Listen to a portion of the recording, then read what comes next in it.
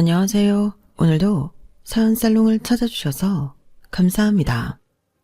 저는 세상 물정 모르고 사랑 하나만 보고 손해보는 결혼을 했다가 이혼하고 정신 차린 30대 여자입니다. 미리부터 고백하자면 저는 30이 넘어서도 철이 없었는데요. 제가 외동이기도 하고 부모님이 5년 만에 시험과 나이로 어렵게 얻은 늦둥이 딸이라 넘치는 관심과 사랑을 받고 살았죠. 그래서 좋게 말하면 오랜 시간 순수하게 살았고, 나쁘게 말하면 세상 사람들이 모두 바르고 착한 사람들이라 여기며 단순하게 살았는데, 남편을 만났을 때도 그랬어요. 첫 만남은 친한 친구가 남자친구가 생겼다며 자기 남자친구의 절친을 저에게 소개해줘서 알게 되었는데, 자꾸 얼굴을 보고 어울리다 보니 좋은 사람 같더라고요. 솔직히 일부러 나쁘게 보일 이유도 없는 건데 저는 저한테 보여주는 모습이 그 남자의 전부인 줄 알았어요. 그리고 순진했던 여고생 시절 로미오와 줄리엣처럼 사랑하면 죽음도 함께할 수 있다고 믿는 그런 여자였는데 아마 남편도 저 같은 여자가 신기했겠죠. 그리고 자연스럽게 더블 데이트를 하다가 저도 남편도 호감이 생겼고 나중엔 우리 둘만 데이트를 하며 연인 사이로 발전하게 되었는데 한 2년 정도 지났을까? 친구 커플이 결혼을 하면서 훅 나도 결혼하고 싶다는 생각을 하게 되었어요. 그때 당시 저도 남편도 직장을 다니고 있는 직장인이었고 나이 차이는 궁합도 보지 않는다는 4살 차이였는데 제 나이가 32살, 남편 나이가 36살로 결혼할 나이가 되긴 했었죠. 하지만 남편 집은 그렇게 여유롭진 않았는데요. 다른 사람처럼 집에 생활비를 드리는 건 아니었지만 그렇다고 아들이 장가를 간다고 경제적인 도움을 줄 수 있는 집도 아니었거든요. 그에 반면 저희 친정은 부모님이 빌라 상가 건물 같은 걸 지어 분양 사업을 하고 계셨고 경제적 여유가 꽤나 많이 있었는데 제가 결혼을 하면 집이며 차며 해주겠다고 저희 아빠는 늘 노래를 부르셨어요. 나는 너를 너무 힘들게 가졌잖아. 그래서 네가 시집가서 아이를 낳는다면 그 손자 손녀는 오랫동안 보고 싶다. 물론 귀한 내 딸 시집간다고 하면 서운하긴 하지만 그래도 네가 좋은 짝 만나 행복하게 살면 아들 하나 생기는 거니 그것도 너무 좋지. 라며 언제고 당신의 딸이 결혼해 가족이 늘어나 더 큰 행복을 바라셨던 친정 아빠셨는데요. 저희 엄마도 마찬가지셨어요. 그래서 남편을 데리고 인사를 다녀온 뒤 아무래도 남편 쪽에서는 금전적인 도움을 받기 어렵다고 제가 먼저 이야기 꺼냈는데요. 저희 부모님은 당신들의 예비 사위가 마음에 드셨는지 그런 건 전혀 문제가 되지 않는다고 하셨어요. 그 말에 긴장했던 남편의 얼굴에도 화색이 돌았는데 그 후 저희 엄마는 남편이 인사를 마치고 돌아간 뒤 저한테 이렇게 말하셨어요. 오늘 네가 데리고 온 남자 인상이 참 좋더라. 무엇보다 우리 딸이 좋아하는 사람이라 그런지 엄마 눈에도 쏙 들던걸. 그리고 아까 네가 한 얘기 있잖아. 저쪽 집에서는 도와주지 못하실 것 같다고. 엄마는 이렇게 생각해. 다른 건 아무 상관없지만 사람은 잘 봐야 한다고. 네 남편 될 사람도 그렇고 시 가족 될 사람들도 잘 봐야 하고. 엄마, 다들 좋아. 엄마도 좀 전에 기강씨 인상 좋다고 했잖아. 시부모님 되실 분들도 온화하고 다 좋으셔. 그래? 그럼 다행이고. 그래도 원래 사람은 한두 번 봐서는 잘 모르는 거니까 결혼 준비하면서도 잘 봐. 결혼하고 나면 가족인데 괜히 이상한 사람이랑 엮이면 피곤하다. 특히 네가 순진해서 잘 모르는데 남자들 결혼하면 달라지는 경우도 많아. 그래서 엄마는 그래서 내가 시집을 안 갔으면 좋겠다는 거야? 언제 그렇대? 엄마가 그냥 걱정이 돼서 그러지. 이왕이면, 아니, 우리 딸은 꼭 좋은 사람한테 시집 갔으면 하는 마음이니까. 우리 딸은 원래 누구든 다 좋게만 보잖아. 전에 인사 갔을 때 그쪽 식구들은 어땠어? 다들 좋았어. 잘해주시고 맛있는 것도 많이 만들어주시고 나한테 예쁘다고 칭찬도 많이 해줬는걸? 에휴, 그래서 또 홀랑 좋아라 했지? 좌우간 우리 딸은 누굴 닮아서 사람 좋아하고 해맑을까? 너는 언제 철들래? 애를 낳아야 어른이 되려나? 엄마는 또 그 소리. 나 어른이거든? 30대야. 엄마 눈에만 내가 애처럼 보이는 거야. 별 걱정을 다 해 정말. 엄마, 딸만 믿어. 내가 이래봬도 사람 보는 눈이 제법 있걸랑요. 기강씨 착한 사람이야. 만나는 내내 나한테 맞춰주고 잘해줬어. 싸운 적도 없다니까. 그래, 알겠어. 엄마가 딸 아니면 누굴 믿겠니? 그러니까 우리 딸 꼭 행복해라. 엄마는 그것 말고는 바랄 게 없어. 알겠어. 잘 살게. 행복하게 입 찢어지게 웃으면서 살게. 분명 저는 저한테 다가올 미래도 모르고 저런 말을 했었는데 제가 경험해본 결혼이라는 세상은 마냥 행복할 수는 없었어요. 다른 분들 사연을 들으면 시댁과 갈등도 많으신 것 같은데 저는 순전히 남편 하나 때문에 이혼했거든요.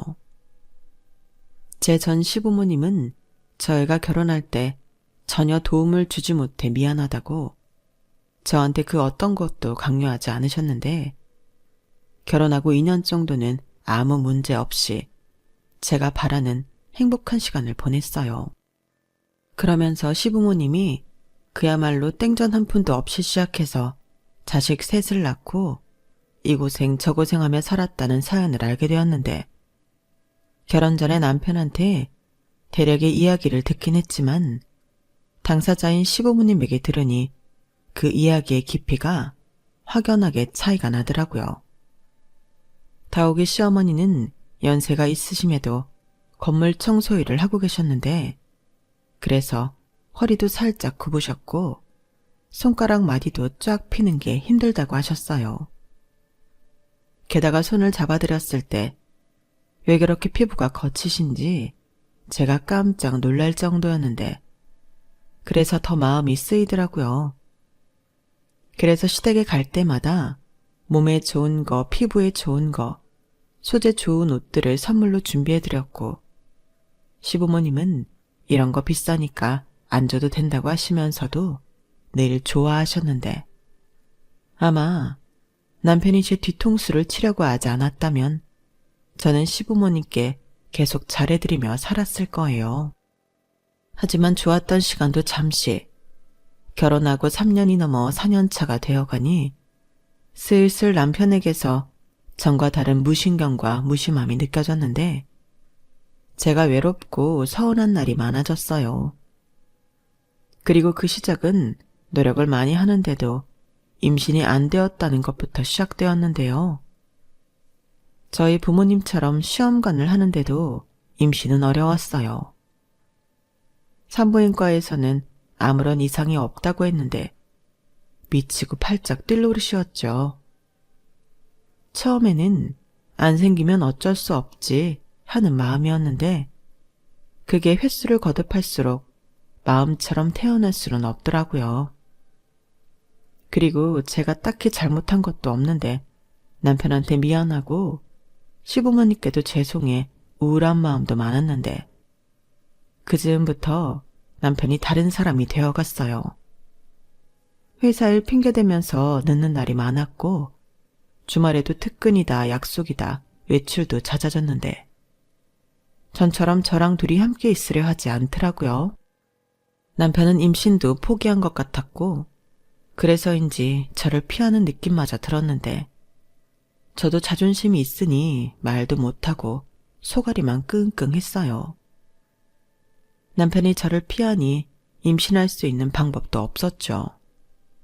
그러다 이건 아니다 싶었는지 남편이 저한테 다시 잘해주기 시작했는데 바보처럼 마음을 돌려준 남편이 고맙더라고요. 그래서 더 잘해주려고 노력했고 그러던 어느 날 남편이 저에게 퇴근 후 맛있는 저녁을 먹자며 오랜만에 데이트 신청을 하더군요. 같이 사는 부부인데 왜 그렇게 그 말이 설레든지. 저는 그날 아침 꽃단장까지 하고 회사에 출근했는데 회사 사람들이 전부 오늘 무슨 좋은 일 있어?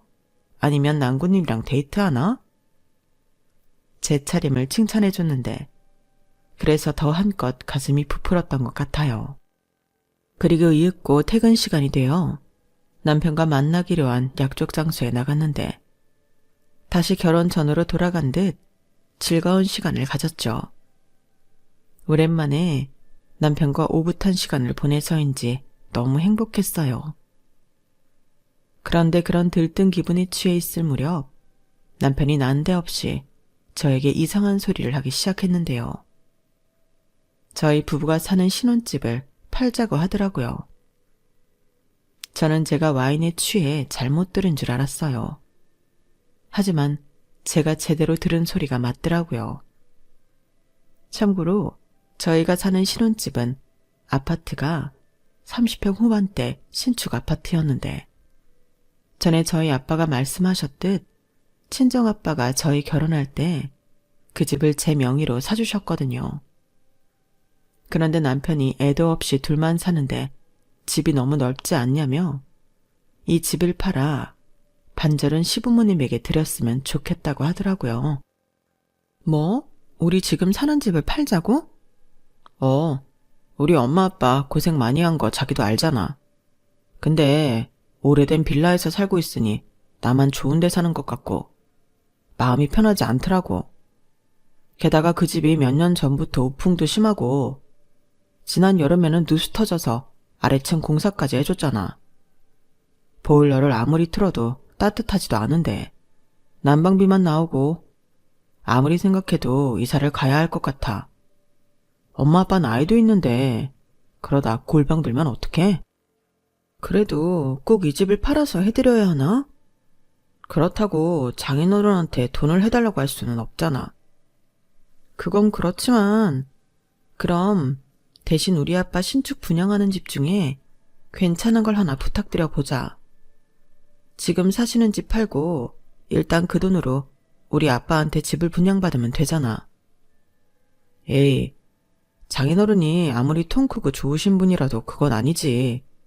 엄연히 분양가가 있는데 그걸 무시하고 우리 엄마 아빠한테 집을 하나 달라고 하겠다고? 그건 내가 싫어.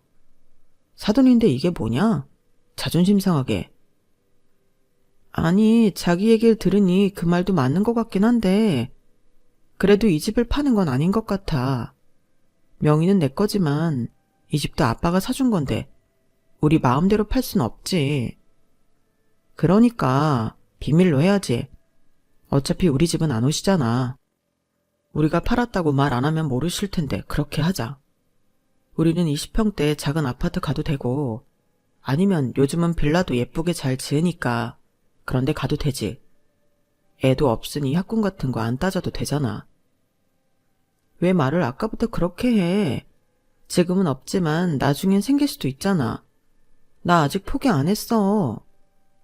자기야, 말 나온 김에 얘기하자면 나는 이제 그만하고 싶다. 애 없이 우리끼리만 행복하면 되지. 나는 자기만 있으면 되는데 자기는 꼭 애가 있었으면 좋겠어? 요즘 애 하나 키우려면 수억 든데 차라리 나는 그럴 돈으로 자기랑 재미나게 살고 싶어. 이제 우리 젊지도 않아. 남편은 이젠 애는 필요 없다며 제 마음은 생각지도 않고 저렇게 말했어요. 그리고 어쩐지 저는 그 말이 너무 슬프게 들렸는데요.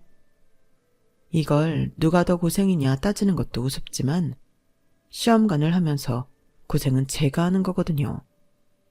그런데 자기는 젊지도 않고 이젠 힘들어서 아이를 포기하고 싶다는 남편이었고 저는 서운한 마음에 남편의 말에 아무런 대꾸도 하지 않았어요. 그리고 시부모님 사정은 유감이지만 살고 있는, 그것도 저희 아빠가 잘 살라고 사주신 아파트를 팔아 도와드리고 싶진 않았는데요.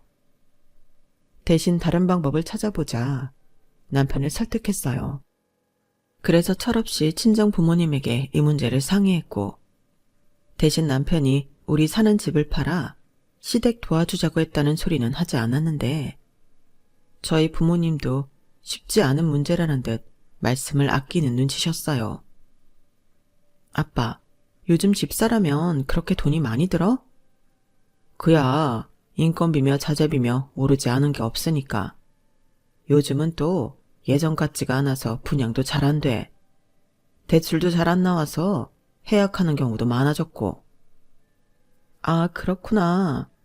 그이가 시부모님 걱정을 많이 하는데 그 집을 팔아도 집을 새로 사긴 어렵겠네. 대출이 안 되면. 현실적으로 그렇지. 아빠도 도와주긴 많이 힘드나? 유정아, 아무리 그래도 네 아빠 곤란하게 그런 말을 하니 그리고 사돈들이 좋아하지 않으실 거야. 그이도 같은 소리를 하긴 했는데 그래도 가족이잖아. 딸, 그 문제는 아빠도 좀 어렵네. 아빠도 대출받아서 집 짓고 상가 짓는 건데 남는 게 없으면 힘들지. 아빠도 그럼 한 채 턱 하고 드릴 수 있으면 좋은데 그럴 수는 없어. 아, 그렇구나. 내가 진짜 아무것도 몰랐네. 나는 집은 마음만 먹으면 살 수 있는 건 줄 알았어. 회사 사람들 전부 알아서 집만 잘 사니까. 에휴, 여보, 우리가 딸을 너무 현실을 안 가르쳤네. 너 괜히 네 시부모님한테 이상한 소리 하지 않았지? 엄마는 나를 뭘로 보고? 나 그렇게 사리분별 못하는 사람 아니거든. 엄마 아빠한테 물어보고 뾰족한 수 있을 때 얘기하려고 했지. 그래, 그건 잘했다. 그리고 니네 시댁 자가라고 하지 않았어? 맞는데 그이 말로는 오래돼서 손볼 때도 많고 여름엔 덥고 겨울엔 많이 춥다나 봐. 난방비로 20만 원 넘게 쓰시는데 따뜻하지 않대. 저런. 그래서 이서방이 걱정이 많은 거구나. 사돈이 그래도 아들은 잘 키우셨네. 유정아, 아빠가 지금 당장은 어렵고 나중에 기회가 되면 그때는 아빠가 노력을 좀 해볼게. 괜히 이서방한테는 얘기하지 말고 그때 돼서 아빠가 적당한 물건 찾으면 그때 얘기해라. 이왕이면 사돈도 아빠가 분양하는 거 말고 남이 분양하는 거 좋은 가격에 매매하시는 게 낫지. 아빠가 믿을 수 있고 가격 조정 어느 정도 되는 좋은 물건 찾아볼게. 정말? 그래주면 너무 좋지. 아빠 너무 고마워요. 그렇게만 되면 우리 시부모님도 부담 안 갖고 너무 좋다. 그래도 너무 김칫국 마시지 말고 요즘 워낙에 집값도 비싸고 돈을 맞춘다는 게 쉬운 일은 아니니까. 괜히 설레발치면 안 돼. 그럼 너나 나나 곤란해져. 알겠어, 염려마. 입 꾹 닫고 기다리고 있을게. 저는 참 철없는 딸이었어요. 부모 가슴에 부담스럽고 무거운 돌을 얹어준 것도 모르고 마냥 좋아서 입이 근질거리는 것도 겨우 참고 기분이 좋은 나머지 저도 모르게 룰루랄라 하며 집에 돌아왔는데 그날따라 남편은 밖에서 안 좋은 일이 있었는지 한껏 기분이 다운돼서 저한테 뭐라고 싫은 소리를 하더라고요.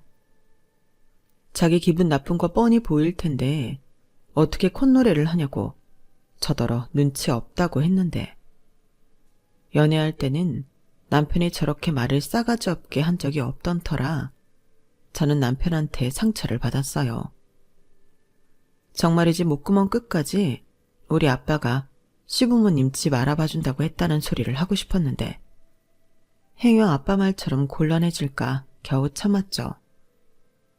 그러면서 그때부터 자꾸만 남편의 마음이 서서히 멀어지는 걸 느꼈는데요.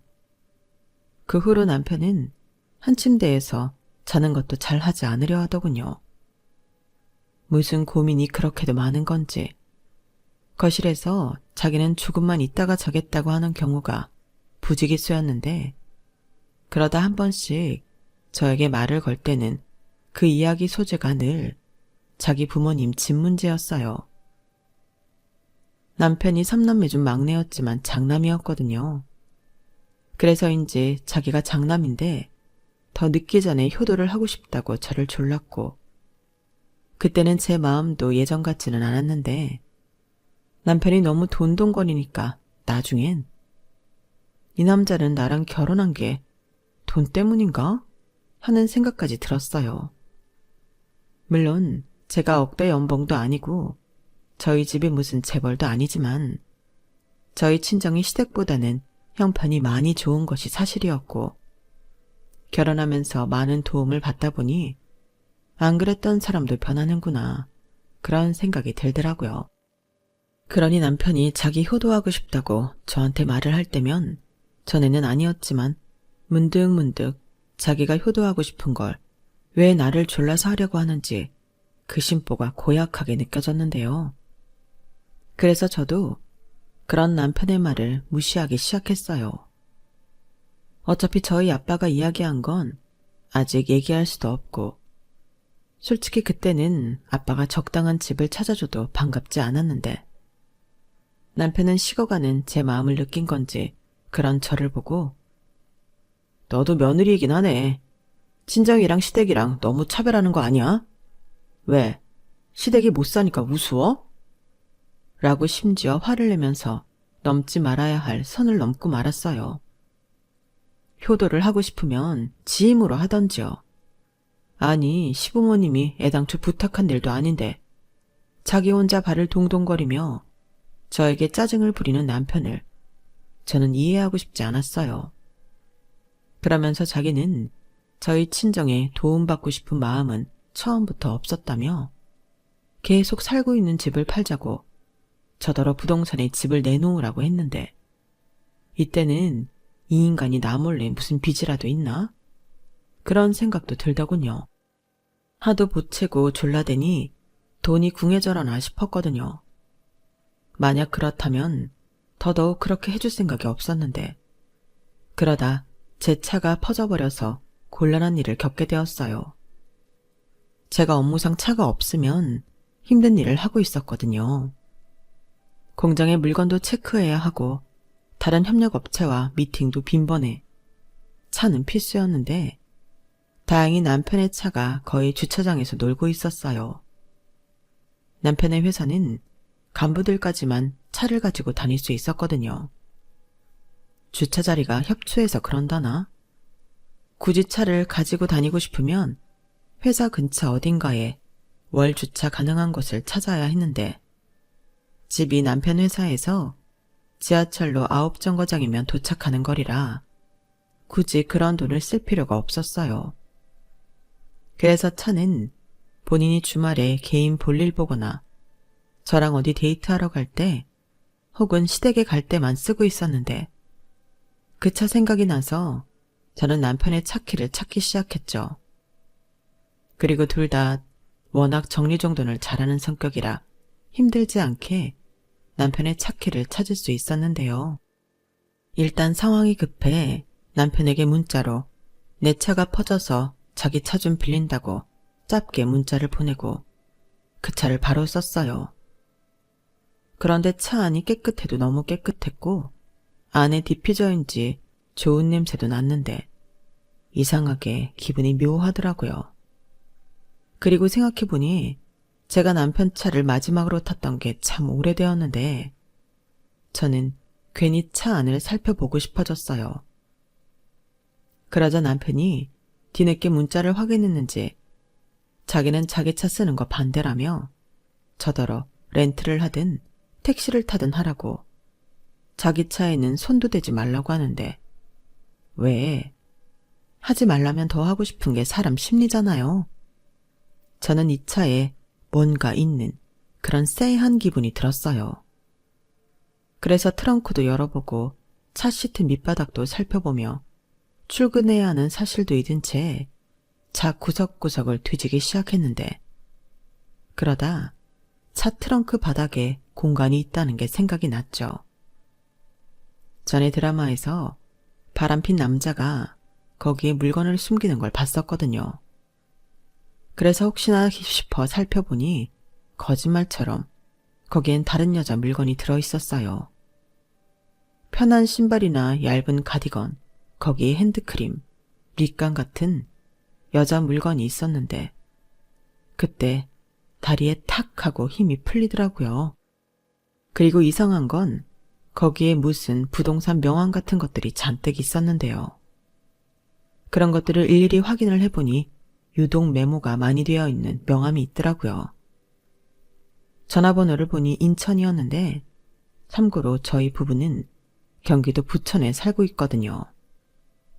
시부모님도 김포 쪽에 사셔서 저희 집이랑 가까웠는데 인천에는 제가 알기로 친척도 없는 낯선 곳이었어요. 그런데 인천 쪽 부동산 명함이 있다는 게 좀 신기했고 저는 뭐가 더 있지 않을까 계속 뒤지기 시작했는데요. 그러자 카페 같은 곳을 가면 도장 찍어주는 포인트 카드가 있잖아요.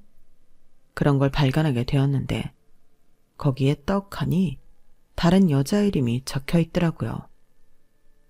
네, 바람이 맞았어요. 이런 게 바람이 아니면 뭐가 바람이겠어요. 그리고 차량 블랙박스도 확인하니 여기에 적기도 민망한 것들이 잔뜩 들어 있었는데 그냥 남편의 차는 외도 증거의 총집합이었죠. 그런데도 간도 크게 차 키를 집에 두고 다녔다니 새삼 남편의 허술함이 고맙기까지 했는데 그때부터 남편이 미친 듯이 전화를 하기 시작했어요. 제가 남편의 문자 답장에 아무런 대꾸도 하지 않았거든요. 그러니 똥줄이 탔던 남편은 계속 저에게 전화를 걸었고 아무래도 이 인간이 일도 내팽개치고 집으로 올 것 같아 저는 일단 운전을 해서 거래처 공장으로 이동했는데요. 일이 있기도 했고 회사로 가면 남편이 찾아올 수도 있을 것 같아서였어요. 그리고 손에 잡히지도 않는 일을 무슨 정신인지 모두 끝내고 저는 유독 메모가 많이 되어 있던 인천의 부동산에 전화를 걸었는데요. 남편놈의 내연여행색을 하며 통화를 시도했죠. 무슨 막장 드라마도 아니고 손이랑 목소리가 덜덜덜 떨렸어요. 여보세요? 땡땡 부동산입니다. 사장님 안녕하세요. 저 기억하실지 모르겠는데 예전에 까만 제네시스 SUV 타고 남자랑 같이 집 보러 갔던 최선화예요. 아, 기억나요. 아유, 왜 이제 연락해요. 그 물건 다른 임자 생겨서 날렸어요. 그날 생각 좀 하고 다시 온다고 하더니 그게 일이 좀 있었어요. 죄송해요. 그럼 그 물건 이젠 없는 건가요? 원래 사람들 보는 눈이 다 똑같은 법이에요. 내 눈에 좋아 보이면 다른 사람 눈에도 좋아 보이지. 근데 아가씨가 운이 좋긴 하나 보네. 마침 어제 비슷한 물건이 들어왔거든. 어때요? 그 집 보고 바로 계약할래요? 이런 기회는 흔치 않아. 그리고 그때 보니까 둘이 엄청 잘 어울리던데. 남자가 집 해준다고 할 때 얼른 받아야 돼. 안 그러면 그 남자도 다른 여자한테 뺏긴다니까. 저는 아무것도 모르고 잘도 떠들어대는 오지랖 넓은 부동산 사장님 덕에 모든 퍼즐이 맞춰졌어요. 그리고 실성한 사람처럼 웃음이 터졌는데 사람이 이렇게도 뒤통수를 맞는구나. 기가 막히더라고요. 그러면서 또 번뜩 떠오르는 생각이 있었는데 시부모님 집을 넓은 곳으로 옮겨주고 싶다는 남편의 말도 확인해 봐야 할 것 같았어요. 그 인간이 무슨 돈이 있다고 그 여자한테 집을 해주겠어요? 그래서 퇴근 후 저는 연락도 하지 못한 채 시댁으로 향했는데 시부모님이 저를 보고 깜짝 놀라시더라고요. 하긴 며느리가 연락도 없이 혼자 밤에 불쑥 찾아오는 일이 흔한 일은 아니잖아요. 그리고 다행스럽게도 시부모님은 아무것도 모르고 계셨는데 제가 제 차 남편이 이 집 팔고 저희가 살던 아파트도 팔아서 더 넓은 집으로 이사 가자고 하지 않았냐 물으니 시어머니가 펄쩍 뛰며 그 사돈이 사준 아파트를 왜 파냐고 그런 얘기 듣지도 못했지만 절대 그러지 말라고 하셨어요. 걔는 왜 너한테 그런 쓸데없는 말을 했다니? 우리는 여기서 살면 돼. 그이가 집이 너무 낡아서 두 분이 고생한다고 계속 고집을 부리더라고요. 그래서 저도 저희 아빠한테 괜찮은 집 있으면 소개해달라고 얘기까지 해놨는데 저는 두 분 다 아시는 일인 줄 알았어요. 그 사람이 부동산도 여러 곳 다니고 있던 것 같더라고요. 뭐? 부동산까지 다녔다고? 네, 여기 보세요.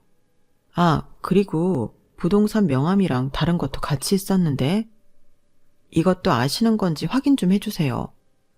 그게 뭔데? 저는 시부모님 앞에서 남편의 내연녀 물건을 한아름 꺼내 보여줬어요. 그러자 시아버님은 이게 다 뭔가 하고 모르겠다는 얼굴을 하셨고 시어머니는 여자 물건을 보자마자 저를 쳐다보셨는데 이거 네 거가 아니라는 거지? 라고 단번에 얘기를 하셨어요. 저는 물론 그렇다고 대답했죠. 그러자 시어머니가 냉장고 문을 활짝 열더니 냉수를 꺼내 벌컥벌컥 물을 목구멍으로 밀어 넣으셨고 당신의 아들한테 전화를 걸기 시작하는데요. 저 들으라는 듯 스피커폰으로 돌리셨어요. 엄마, 왜요? 너 혹시 우리 이사시켜주려고 네 처한테 집 팔자고 했냐? 그 사람이 그래요? 아니 뭐 집이 오래되긴 했으니까 그랬으면 좋겠다. 뭐 그랬지? 그래서 부동산 다니고 그랬어? 네 장인이 사준 아파트 팔아서 집 사려고? 그건 무슨 소리야. 부동산이라니. 아니 나는 그 사람한테 그냥 말만 한 거야. 그리고 뭐 그 사람이 그 집을 순순하게 팔 것 같아? 어림도 없어. 그걸 아는 놈이 왜 딴 년이랑 부동산을 다녀? 그년 집 해준다고 인천까지 가서 집 알아봤잖아. 너나 지금 당장 순순하게 풀어? 엄마가 그거 어떻게 알았어? 혹시 집사람 거기 있어? 집사람이 내 차에서 뭐 찾았대? 아, 이놈의 화상. 네 집사람 지금 없다. 네 차에서 여자 물건이랑 부동산 명함이랑 잔뜩 가지고 여길 왔는데 너 빨리 풀어? 너 바람 피우니? 그래서 엄마 아빠 핑계대고 네 마누라 앞으로 되어있는 집 팔아서 그년이랑 살림이라도 차리려고 했어? 너 바른 대로 말해. 엄마 성질 알지? 엄마, 진정해. 그냥 만나는 거야. 그리고 산부인과에서는 아무런 이상이 없다고 하지만 시험관 시술까지 하는데 애가 안 생긴다는 건 좀 이상하잖아. 그래서 밖에서 애라도 만들어 보려고? 아니, 확인할 수 있으면 좋다는 거지. 그러다 다른 여자랑 애가 생기면 그때 이혼해도 되고. 네가 미쳤구나. 아니, 지가 언제부터 그렇게 애를 좋아했어? 그래도 내 새끼는 갖고 싶지. 그리고 이왕 이렇게 다 까발려져서 말하는 건데 엄마 아빠도 좀 협조 좀 해. 내가 시키는 대로 하면 우리가 손해볼 게 없어. 일단 이사 가고 싶다고 도와달라고 해. 지금 그 집 집사람 명이라 내가 건드리지도 못하거든. 그니까 그 집 팔아서 반 엄마 아빠가 받아서 나 주고 나는 그 돈으로 일단 새 살림 차렸다가 여차하면 이혼하고 그때 재산 분할 또 하면 이거랑 그거랑 합쳐서 내가 진짜로 이사시켜줄게. 그럼 엄마 아빠는 새 집도 생기고 손주도 생기는 거야. 어때? 너무 좋은 계획이지 않아? 저는 제가 듣고 있다는 사실도 모르고 잘도 짓거리는 남편의 신난 목소리에 온몸이 바들바들 떨렸어요. 그러자 시아버님은 시어머니의 핸드폰을 뺏어서 꺼버리려고 하셨고 그걸 시어머니가 막으며 알겠으니 이것들 당장 가져가라며 집으로 부르셨는데 남편이 차가 없어서 못 간다고 징징거렸어요. 내가 택시비 줄 테니까 당장 튀어와. 그리고 너랑 살림 차리겠다는 그 여자도 데리고 와라. 어떻게 생긴 여잔지 확인 좀 하자. 최선화? 아이씨, 도대체 뭘 엄마나 갖다 보여준 거야. 거기에 우리 선화 이름도 적혀 있었어?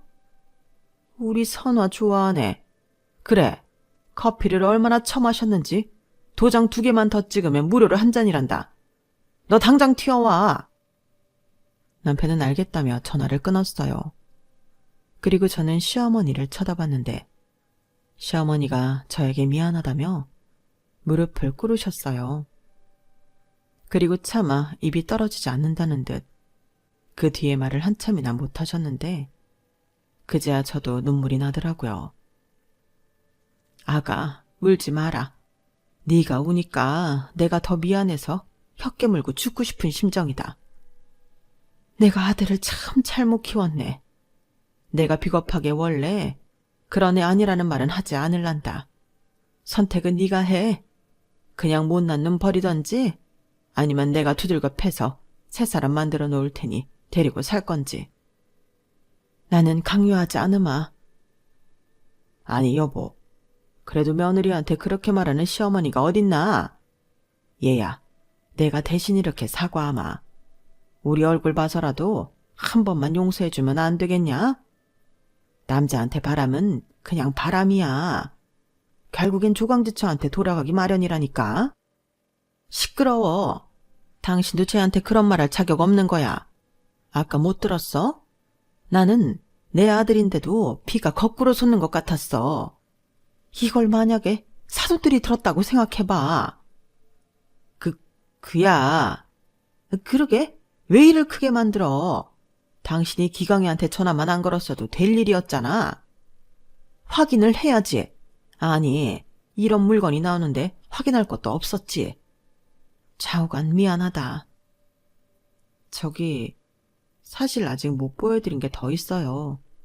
그런데 그건 안 보시는 게 좋다고 생각해요. 차에 블랙박스에 목소리랑 내부 영상이 있는데 저 그 여자 얼굴 다 봤어요. 더한 것도 봤고요. 그래서 어머님이 선택하라고 하셨지만 저는 이미 마음 정했어요. 죄송합니다. 사실 여기 온 것도 어머니 아버님까지 알고 있는 건지 확인하고 싶어서 왔어요. 다 같이 짜고 치는 거였나. 그게 확인하고 싶더라고요. 죄송해요. 아니다. 네가 오죽하면 그랬겠니? 그리고 여기로는 내내 얼마나 마음이 지옥이었겠어. 미안하다.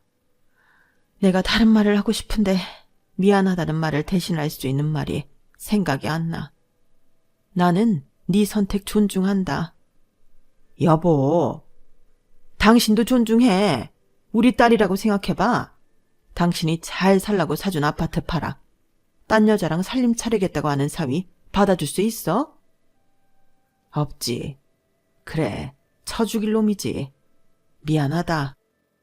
저는 지금 생각해도 시부모님은 그나마 괜찮은 분이었다는 생각을 해요.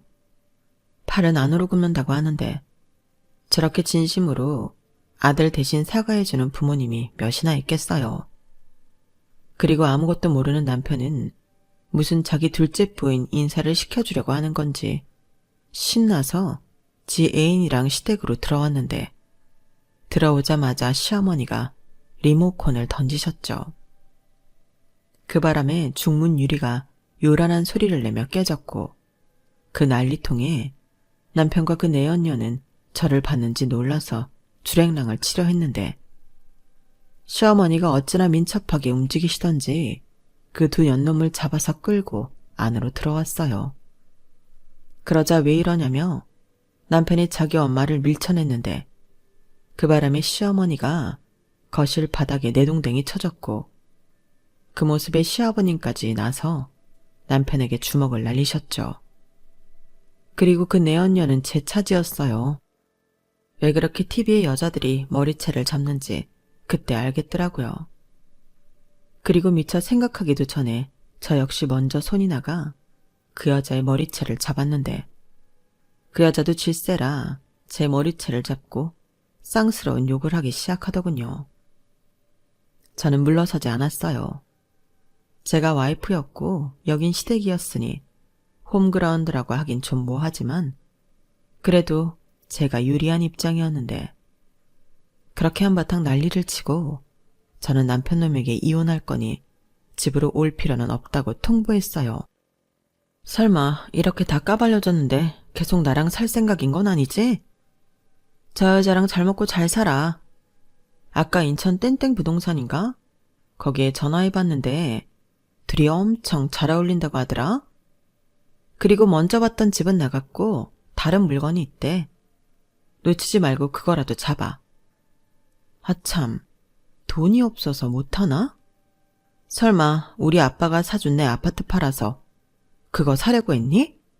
아주 뻔뻔하다. 어떻게 장인 돈으로 새살림을 차릴 생각을 해? 그것도 네 부모 팔아서. 야, 너 정말 끝까지 이럴 거야? 치사하게 여길 왜 와? 가족은 건드리는 거 아니지. 왜? 너도 내 가족 건드렸잖아. 우리 아빠가 사준 아파트 팔자고 할 땐 그 생각 못 해봤어? 아니, 사줬으면 끝인 거지. 막말로 우리한테 사줬으니까 내 지분도 있는 거야. 안 닥쳐? 아, 내가 저걸 아들이라고 나와서 미역국을 먹었다니. 그리고 그쪽은 얘 유부남인 거 알고 만났지? 제정신이야? 부모 얼굴에 똥칠을 해도 모자라지. 엄마는 도대체 누구 편이야? 왜 선악까지 여기에 휘말리게 해? 아주 찐사랑 나셨네. 너는 네 마누라 속 뒤집어 놓고 지금 전형 걱정이 되니? 넌 이혼당해도 싸. 어머니 죄송합니다. 아버님께도 죄송해요. 아마도 오늘이 두 분을 뵙는 마지막 날이 될 것 같아요. 그동안 철없는 며느리 좋게 봐주셔서 감사합니다.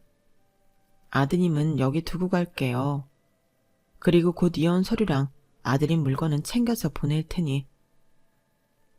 아니다. 저 식기 물건은 그냥 갖다 버려.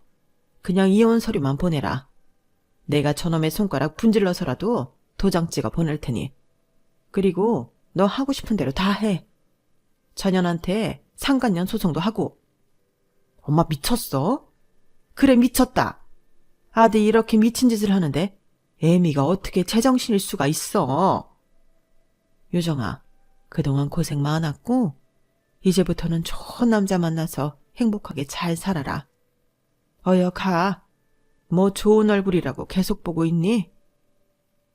저는 허리를 숙여 인사하고 남편 면상에 그놈 차키를 던졌어요. 그리고 택시를 타고 집으로 돌아와 한참을 쓰러져 울었는데 한 3시간 정도 울었을까? 속이 엄청 시원하더라고요. 그때는 우리 사이에 아이가 없다는 게 하나도 슬프지 않았어요. 그리고 집 비밀번호도 바꿔버렸는데 정말로 그 다음날 그 인간이 집으로 찾아왔더라고요. 번호를 바꾸지 않았으면 어쩔 뻔했나 소름이 끼쳤는데 저는 이혼 절차를 서둘러야겠다고 생각했어요. 그래서 일단은 친정 부모님한테는 비밀로 하고 변호사 사무실을 찾아가 이혼 상담을 했는데 증거가 너무 빼박이라 이혼은 어렵지 않다고 하더라고요. 다만 합의 이혼을 할지 소송을 할지를 선택해야 한다고 했는데 저는 상간녀 소송도 함께 진행할 거라 그냥 소송을 하겠다고 했죠. 혼인기간이 길진 않았지만 남편이 너무 기괴한 계획을 세웠기 때문에 저는 받을 수 있는 위자료는 전부 받고 싶었어요. 하지만 법 자체가 합의가 아닌 이상 과도한 위자료는 청구할 수 없다고 했고 저는 그래도 법망에서 받을 수 있는 한 최대한 받고 싶다고 했는데 상황이 그렇게 돌아가니 남편이 지발로 저희 회사까지 찾아왔더라고요. 그래놓고 뻔뻔하게 자기 내연녀랑 정리했다고 자기 용서해달라고 했는데요. 어림도 없죠. 그래서 이왕 여기까지 온 거 시원하게 뺨 따고 날려줬습니다. 제가 손이 제법 맵거든요. 어찌나 세게 때렸는지 그 소리 또한 찰지게 났는데 제 손이 다 아플 정도였으니 그 인간 뺨은 불이 났을 거예요. 그런데 지가 저랑 헤어지면 좋을 것이 없어 그런지 끝까지 저에게 매달리면서 자기 부모님 집 바꿔드리고 싶었던 건 사실이었다고. 자기는 처음부터 이혼할 생각까진 한 게 아니라는 등 말 같지 않은 소리를 했는데 나중엔 그 여자가 자기를 꼬셔서 지가 넘어간 거라며 찌질함의 끝판을 보여줬어요. 그런 모습을 보니 정말 오만정이 다 떨어지고 저런 인간이랑 결혼해서 애를 낳으려 노력했다니 현타가 밀려왔어요. 그리고 이왕 이렇게 된 거 끝까지 가보자고 제가 이를 악물었는데 그때 제가 세상을 많이 배웠네요. 아무리 제가 이길 수밖에 없는 소송이라고 해도 하루아침에 판결이 나는 건 아니었거든요. 그리고 남편 또한 무슨 발악을 그렇게 하는지 나중엔 저를 사랑해 헤어질 수 없다고 눈물까지 흘리더군요. 그래서 시부모님에게 차마 보여드리지 못한 낯뜨거운 영상을 판사님께 증거로 제출했어요.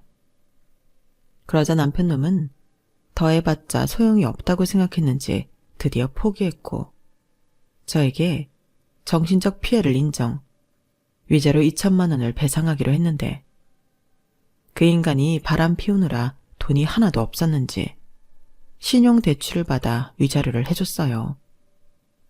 어찌나 그 돈을 받고 기분이 좋던지 그 인간이 그 돈 갚느라 고생할 일을 생각하니 그나마 조금은 불이 났던 제 속이 위안이 되더라고요. 그리고 곧이어 상간녀 소송에서 저는 또 1,000만 원 위자료로 받게 되었는데요. 그 돈을 누가 해줬는지 관심도 없고 저는 그렇게 그 년놈에게 3,000만 원 받고 깨끗하게 헤어졌어요. 시어머님이 남편 물건은 필요 없다고 했지만 그래도 남편이 혼수로 해온 물건이니 그 물건을 돌려드리고 싶었고 원하시면 그건 돈으로 환산해드리겠다고 연락을 드렸는데 그때도 시어머니가 됐다며 네 용돈 하라고 하셨어요. 아들을 그렇게 키웠는데 당신도 벌을 받아야 하지 않겠냐고요. 그러시고는 당신 벌은 못난 아들을 거둬 다시 인간을 만드는 것이라 하셨는데 시어머님 때문에 그런가 남편에 대한 미움도 거기까지였어요.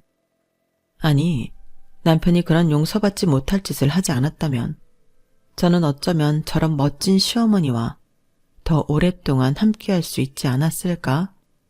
그런 아쉬운 마음도 드는데 이혼한 지 시간이 제법 지난 지금도 전 남편보단 시어머니 생각이 많이 나네요. 남편이 못난 것은 모두 자기 잘못이라 자책하던 시어머니가 이젠 저에 대한 미안함을 내려놓고 편하게 사셨으면 좋겠어요.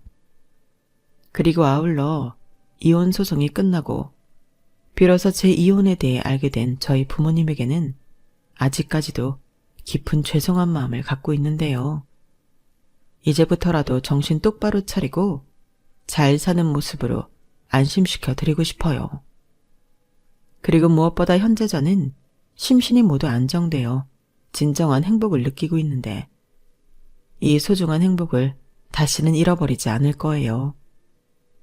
어쩌면 저는 이혼한 후에야 비로소 어른이 된 기분이 드는데 앞으로는 더욱 현명하고 성숙한 사람으로 부모님에게 효도하며 다시는 오지 않을 소중한 제 시간을 의미 있게 보내도록 노력하며 살겠습니다. 이상 제 이혼 사연은 여기까지예요. 끝으로 아울러 현재는 몸도 마음도 건강하게 지내고 있다는 점을 전해드리며 앞으로도 소중한 제 사람들과 행복하게 지내도록 하겠습니다. 그럼 지금까지 제 사연 함께 해주셔서 감사드리고요. 늘 건강하시길 바랄게요. 여러분, 사연 댓글에 응원과 현명한 조언 부탁드려요. 좋아요와 구독은 저에게 큰 힘이 됩니다. 오늘도 좋은 일 가득하세요.